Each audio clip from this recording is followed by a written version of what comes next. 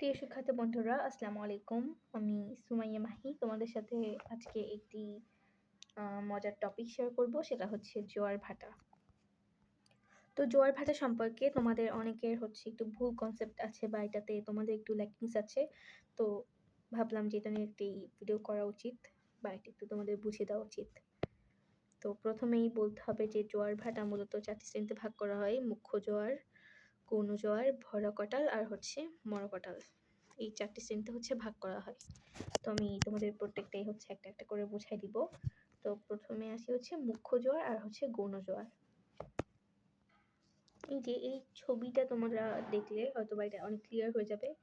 এই যে এটা হচ্ছে পৃথিবী, ঠিক আছে? এটা হচ্ছে পৃথিবী, এটা চন্দ্র, এটা হচ্ছে সূর্য।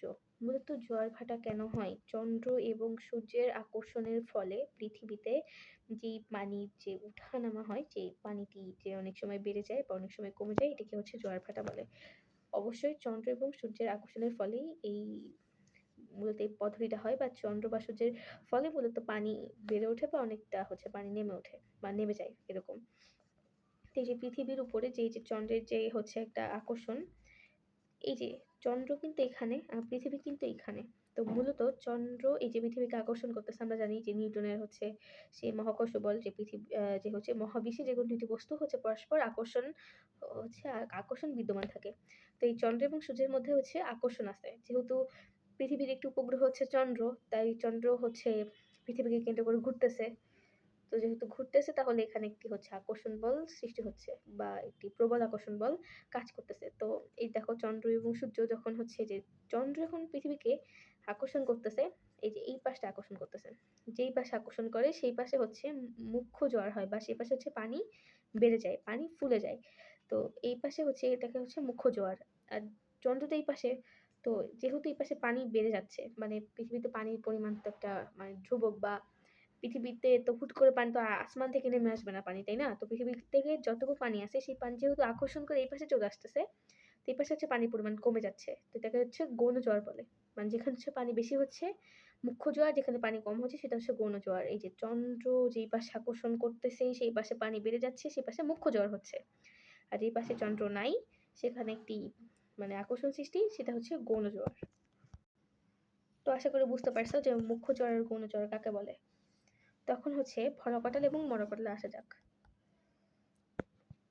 পৃথিবী, এই যেটা পৃথিবী, তো আগেই বলছি যে চন্দ্র সূর্য দুইটারই কিন্তু আকর্ষণ আছে। পৃথিবীর দুইটাই কিন্তু আকর্ষণ আছে, যেহেতু পৃথিবী সূর্যকে কেন্দ্র করে ঘুরে আর চন্দ্র যেহেতু পৃথিবীকে কেন্দ্র করে ঘুরে, তাই মানে এই তিনটা জিনিস কানেক্টেড। এই তিনটা জিনিসের উপরেই তিনটা জিনিসের আকর্ষণ আছে।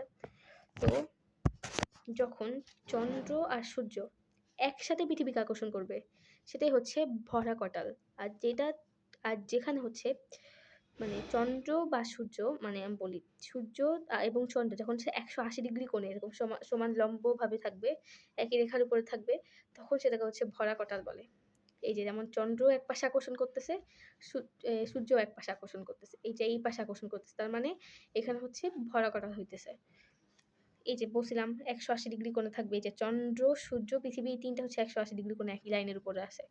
মানে চন্দ্র এবং সূর্য একই লাইনের উপরে আছে এবং দুইটা একই সাথে আকর্ষণ করতেছে, তখনই ভরা কটাল হইতেছে। এই চিত্রটা ভরা কটালের, দুইটা একসাথে আকর্ষণ করবে।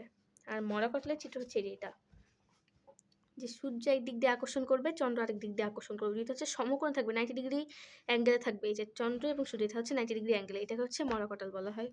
মানে চন্দ্র এবং সূর্য 90 ডিগ্রি অ্যাঙ্গেলে থাকলে, সমকোণ থাকলে মরা কটাল, 180 ডিগ্রি কোণে থাকলে, সমান রেখায় সমসূত্রে থাকলে, বই লেখা দেখবা সমসূত্রে আছে।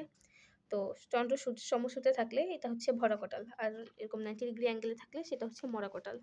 কারণ কি, সূর্য একদিক দিয়ে আকর্ষণ করতেছে, চন্দ্র আরেক দিক দিয়ে আকর্ষণ করতেছে। তোমরা যেমন কাজের ক্ষেত্রে কোর্স পড়ছো যে cos 90 ডিগ্রি 0, তো এরকমই মানে কাটাকাটি করে এখানে আকর্ষণটা কম হয়। আর এখানে যেহেতু 180 ডিগ্রি, তাই এখানে আকর্ষণটা একটু বেশি হয়।